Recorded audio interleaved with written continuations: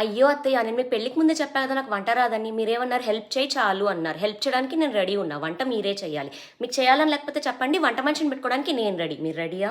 ఏంటి పొద్దున్న 6కి లేవాలా? గట్టిగా ట్రై చేస్తే మ్యాక్స్ 9:00కి లేవగలుగుతా. అంతకన్నా ముందు నా వల్ల గాదు. సరే మీరు అడుగుతున్నారు కదా అని ఒక 4 రోజులు లేచానే అనుకుందాం. తర్వాతైనా నేను లేవను గదా!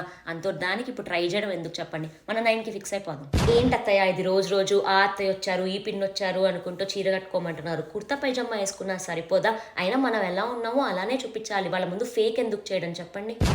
అయ్యో అత్తయ్య! ఇది మా ఇద్దరి మధ్యలో విషయము. మీకు తెలియక మాట్లాడుంటారు. బట్ నెక్స్ట్ టైమ్ నుంచి వైఫ్ అండ్ హస్బెండ్ మ్యాటర్స్‌లో ఇంటర్ఫియర్ అవ్వకండే. ఇప్పుడు పెళ్లై 1 వీకే అయింది కదా అత్తయ్య! తర్వాత నేను షార్ట్స్, జీన్స్, స్కర్ట్స్ కావాలంటే చీరలు, చుడిదార్లు నాకేది నచ్చితే ఏదేసుకోవాలనిపిస్తే అదేసుకుంటాను.